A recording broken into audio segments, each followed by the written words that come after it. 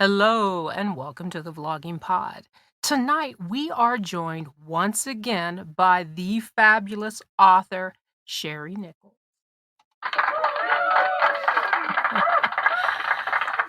Welcome to the room, Shari.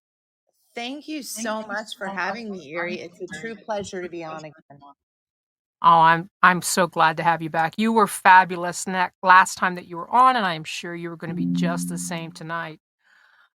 Speaking of that, tonight I thought we could dive a bit deeper than our last interview and basically talk about the basics of writing. So let's start off with idea building. I Mm-hmm. read I read that you gain a lot of insight from Harry Potter, Mm-hmm. Practical Magic, and Charmed. And I have to admit, a few of my favorite books, by the way. So tell us of the inspirations here among those few that I just mentioned. Sure. So I had always wanted to be a writer. I'm hearing a little echo. Sorry. That's all right. I'll keep going.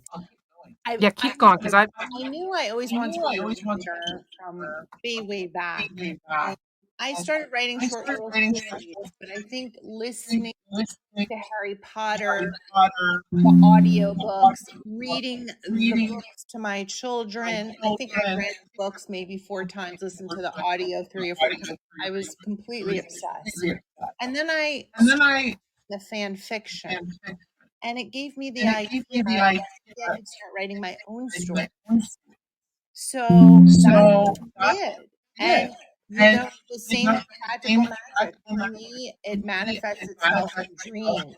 I start having dreams about characters, and then I see those, and then I just write stories. And I've always been a fan of RWA, the romance writers, and I've always taken classes online and in joining critique and you have these crazy ideas and wonder actually go somewhere. And it's a process. It's submitting to agents, editors, small publishers, submitting to contests, tons of but certainly those books, Practical Magic, the all the Harry Potter, such tremendous inspiration for me to create my own story and create my own world. right. I'm going to block you just for a second. I want to see if that takes care of the echo because I'm hearing it now too. Okay, let me unblock. Let me see if we cleared that up. Can you hear me, I Shari? can. Is it Awesome. Gary? Yes. I don't think we have an echo now, so hopefully that cured that up. Excellent. I tried muting myself to maybe thinking that we were having feedback, but I don't know if that was it. Like I said, there's always something. um, so you gain inspiration from everything that you read and you take in. That's what I'm gathering from what you're saying, correct? Yes, I get an idea from a film, from a book I read, and then maybe I just write something down. And from there, that's the seed to create the story and the what if this could happen. And then you sort of the idea around maybe with a critique partner, maybe with a beta reader, maybe with a friend, and see how it goes. Right. So many have advice for authors, and I've read that you advocate critique groups, like you just kind of mentioned. Can you walk us through the ways and that you can get involved in one in Yes, critique groups? absolutely. In fact, I currently am not in a critique, but it just sort of worked out that way. Okay. For me, I got a number of the New Jersey romance writers. It was sort of I have not ever done online dating, but from what I understand, it's the exact thing. You get paired with case I got paired with two women. You talk to them on the phone. Initially, maybe there was a few texts back and forth. And then we met to decide if we were compatible. They all liked each other. Right. Afterwards, I said, "Can I give you a hug?" Each of them. It really was sweet. And then we decided, yeah, this is going to work. We didn't all write in the same genre. We all wrote in different genres, but I think our feedback was complementary to everyone's work. So that's how it really started for me. Now I got so busy with so many other things, going to graduate school as well as writing other manuscripts, that I just didn't really have the time to keep up with the critique group. Because of course you want the feedback on your work, but you have to also, of course, put the time in to really give a positive, I want to say positive critique to someone else. That's not to say every single line is going to be golden, but you want to give something encouraging back so that that writer can take it and create something fabulous from it. That makes a lot of sense. And the feedback is from me. So I muted myself. Just so you know. So that makes a lot of sense. So you're saying that you're not in a critique group at the moment, correct? I'm not in a critique group at the moment. At the moment, I'm using beta readers, and actually for grad school, I literally just found out that I have to submit 10 pages of my manuscript, my thesis that is going to be due at the end of the program, to three other readers who are going to be part of my critique group. And then, of course, I'm going to get their manuscripts as well. So let's see what happens with that. And that is cool. I didn't know you were in school. When did this start? When did you go back? I went back in June, and I'm doing a program. It's a master's in creative writing at Wilkes University. And ironically, my mentor in the program is someone who is a incredible writer, author. And I've known her through New Jersey romance writers and Liberty States fiction writers and RWA for years. And we've always been friends. And she's hugely successful. And I requested her as my mentor. So I feel very privileged to have her as my mentor. That is awesome. I have to keep remembering to unmute myself. So, now, another point I wanted to bring up is when I was doing some research on you, like I like to do with all my guests, when you talk about writer's block and plotting, you said the main culprit for that is the plotting. Can you explain that to our listeners? Sure. And this is something that I struggle with so much, Erie. Even having 5 books out there, I still struggle with plotting. That's always something that I need to revisit. So writer's block, to me, in my experience, is when you simply just have not spent enough time with the manuscript. When you're sitting in that chair and you're working on your pages for, blocks of 30 minutes, which is what I try to do day in and day out, and you're trying to get a word count, you're getting so many ideas you can't even write them all down. You're getting ideas while you're driving, while you're in the shower, while you're doing the dishes, while you're doing the laundry. It's really just becomes so immersed in every aspect of your life. For example, I'm working, I know this because I'm experiencing right now, I'm working on a new novel that is not part of the thesis program, or the master's program as part of my thesis. I'm working on a rom-com. So surprise, I'm switching genres. And I'm working on this rom-com, and it's about 2 chefs competing for a contest, like a Top Chef contest. I'm obsessed with all those cooking shows. And I was really gaining some great momentum on the story. And then I had to really put it aside because my semester was coming to an end and I had a tremendous amount of work with that. I got my copy edits at the same time for the book that's coming out in February, the fourth book in the series, After Midnight. And then my part-time job, end of the year, as you know, gets very busy. So I'm currently trying to work on that. And then, of course, with the holidays around the corner and the kids coming home and the family getting together, I have tried to open the document and I sit there for about 10 minutes and it's nothing's coming out.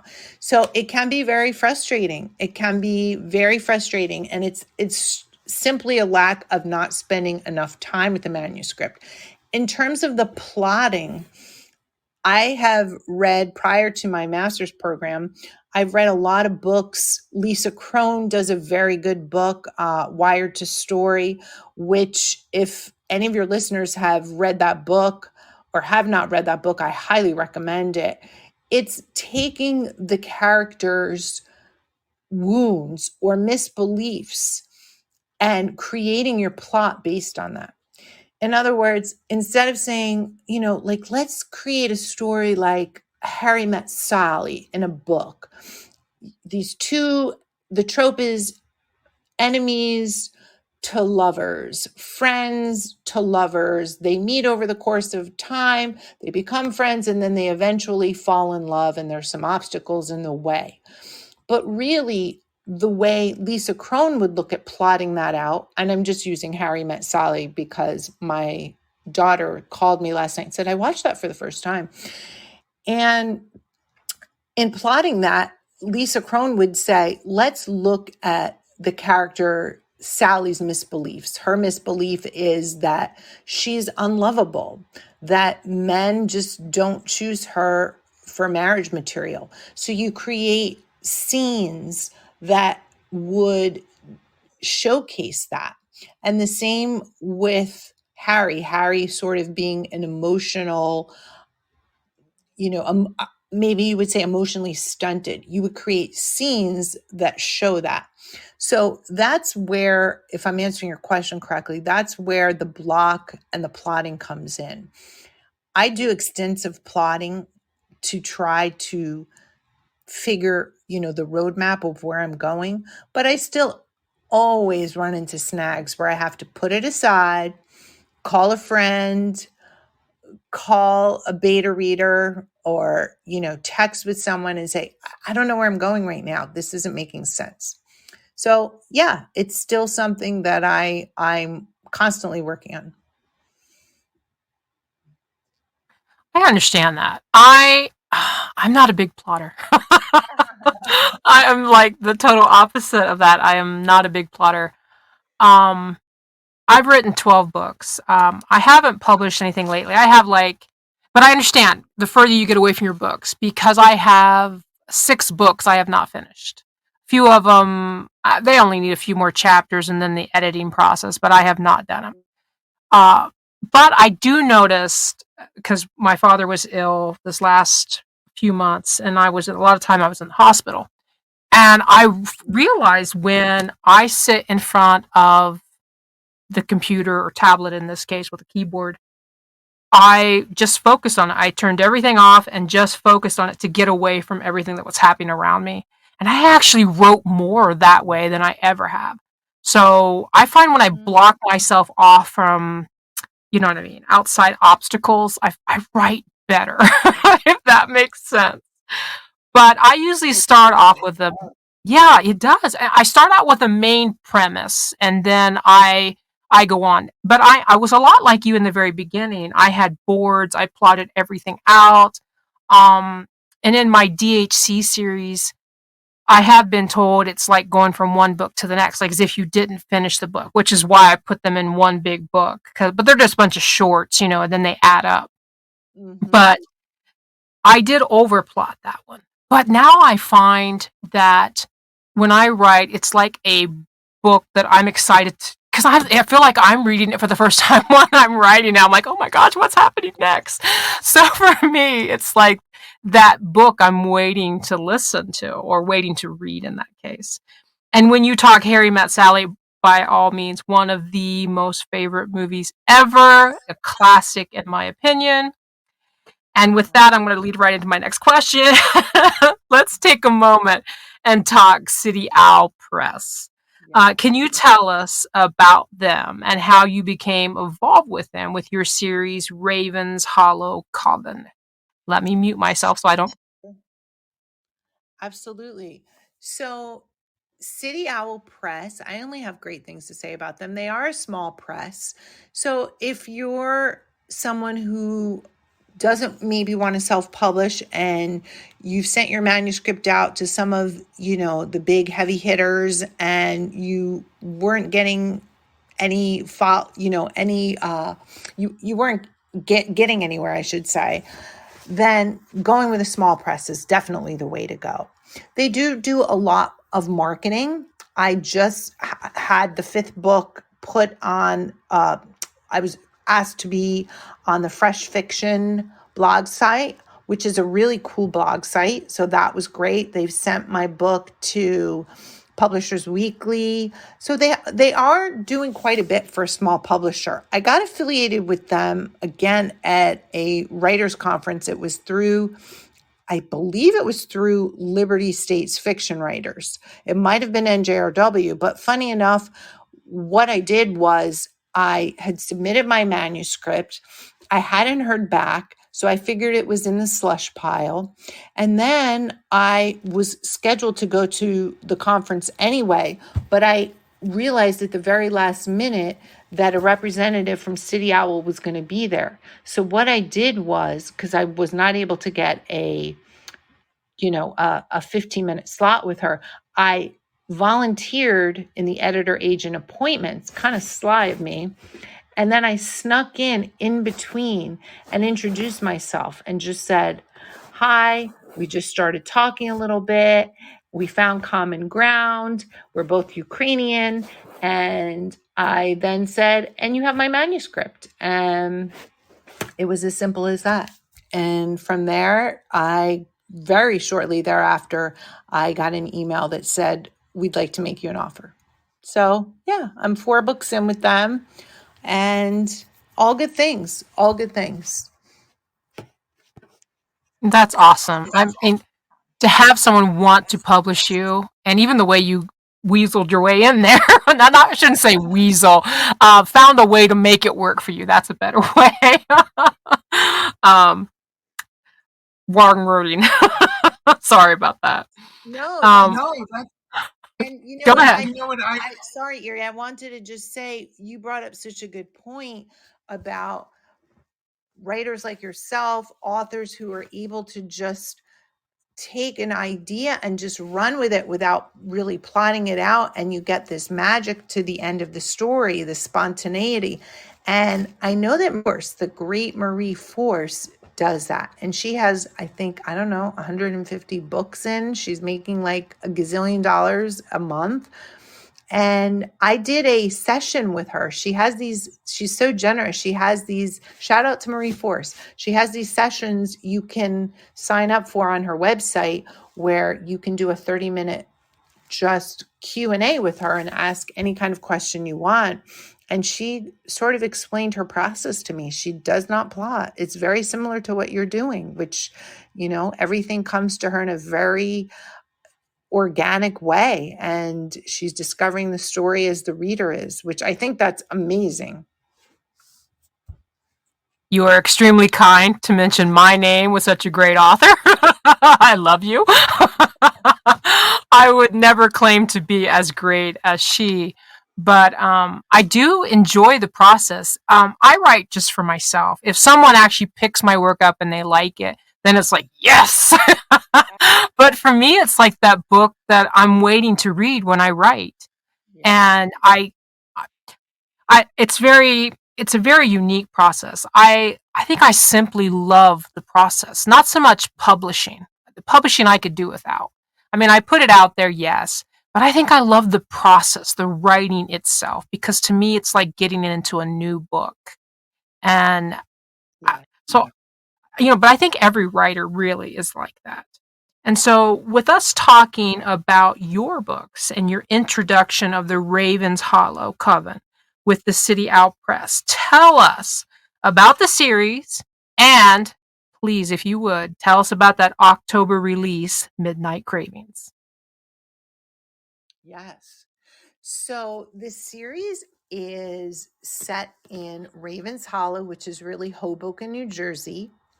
When I first started out to figure where am I going to set this novel, I have a friend who lives in Hoboken, and I literally spent about 8 hours just going all over the entire city, finding places that would be perfect in the novel. And every single place that we visited is in the course of the series. There's Elsian Park, there's Elsian Cafe, there's a spooky cave called Sybil's Cave, the W Hotel where the hero and heroine meet in the second book. There's sports bars. I mean, I used everything. So it really became very vivid to me and hopefully vivid to the reader. So it's basically about groups, and this overarches to every book. It's about a group of friends, witches, who are living in a coven together, and they all share in the profits and the joys of working at a magic shop. So each one, again, a little bit of practical magic there. Each one has a different skill set. One is a tarot card reader, Jillian in book 2. The heroine in book 1 is a psychic, and she does readings for people based on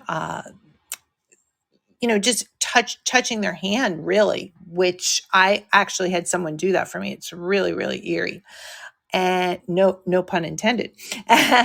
And my heroine in the third book, Midnight Craving, she is actually a vampire. And she finds out that, through a series of events, through trying to solve a murder case, that she actually has the ability to read crystal balls. It's called crystal ball gazing. So it helps solve the murder case.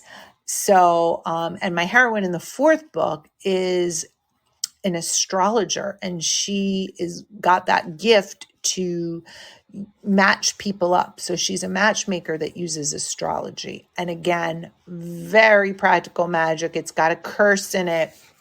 So it's about all these friends. The first 3 books, they're all what you would consider, we're calling them urban fantasy. You can call them paranormal romance with a suspense element. All 3 of those books have a murder that happens and the hero and the heroine trying to solve it. The backdrop, as I said, is Ravens Hollow. And there's also an MBI, which is sort of like the Men in Black. The MBI is the Magical Bureau of Investigations, and they are the group, this secret agency that goes after the criminals that are wreaking havoc in this town. And I also took a little bit of the HBO show.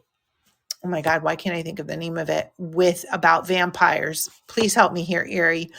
It's one of my favorite shows. Oh my God. Oh my God. Are you speaking about the Anne Rice one? True Blood. Interview with a Vampire? No. The HBO show True Blood. Oh, True Blood. Yes. That's Suki Stackhouse series. Suki Stackhouse. And it's where humans coexist with vampires and other creatures. So that's how my world is. Everyone is out in the open. Nobody is hiding. There's supernatural dating sites where vampires can date humans, where demons can date humans. In book 3, we have a sexy demon who's a special agent, and he's been in all three. He's been in the other two books as well. And our heroine in Midnight Craving is a vampire, and it's got a little bit of miscongeniality. She starts out, she's kind of hides her looks. She wears baggy clothes, and she's got the unibrow, and she's very low key, and they sort of have a very antagonistic relationship. But really, beneath the surface, there's some annoyance, sexual tension for sure, and there's some admiration. And what ends up happening is they're assigned to a murder case, and the person that gets murdered, without giving it too much away, we find out there is possibly a killer on a dating site, on a dating app rather, that it has come after her. So my heroine has to go undercover and lure out the killer on this supernatural dating site, which we see in book 2 as well. So it's all sort of gels together. Nice. Nice. We're running out of time, but I did have a couple more questions. So you want to stick around for just a couple more? Sure, I'd love it. Awesome. I have to keep remembering to mute my mic so we don't have the feedback. This is the first time I've had the feedback, so I don't know what is going on with that. It could just be the way it's set up tonight. I don't know. But with the questions in mind, with your book, let's talk with your books. Let me make that plural. Let's talk briefly about your process. Can you elaborate on, from idea to writing to publish, on how your path to success works for your books? I hope I emphasized that correctly. Oh, thank you. That's very sweet. I usually start out with character sketches, where character charts, whatever you'd like to call them, where I try to get some basic ideas, general information about my characters, and I have some different templates that I use. And once I'm done with that, I have found a few different plotting worksheets that I've been using, including the Lisa Crone. She has a pretty good plotting template. There's a couple others that I use.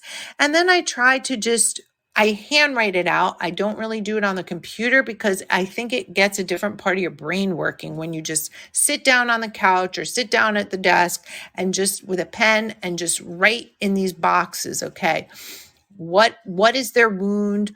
What is it they're looking to achieve? What is their big motivation, and where's the conflict, inner and outer conflict? Sometimes I will also pull out my trusty GMC by Deborah Dixon, Goal, Motivation, and Conflict, and sometimes I'll use those charts as well, because I think motivation is so key, to what's going to happen throughout the book. So I do that. After I have those things compiled, I do, again, probably a little bit more of a formal outline, and then combining sort of, plot points, bullet points, if you will, and with the characters. My apologies to our listeners, and especially Shari Nichols. It seems that we got cut off within our podcast this evening. So my sincere apologies to Shari and all those who are listening. Shari was our last guest of 2022. We will be taking the next 2 podcasts off for the holidays since they're so close to Christmas and New Year's. I want to take a moment and share with you guys just the fact that over the 14th, we were listed on Amazon as, I want to make sure I get this correct, our featured podcast. So I'm delighted to tell you that podcast was Chasing the Darkness with Cassie Sanchez, and I'm so happy that we were featured. Thank you so much, our listeners, because you make that happen. We'll see you guys in 2023. Until then, happy holidays. Best of the new year to you. We'll see you soon. Bye-bye for now.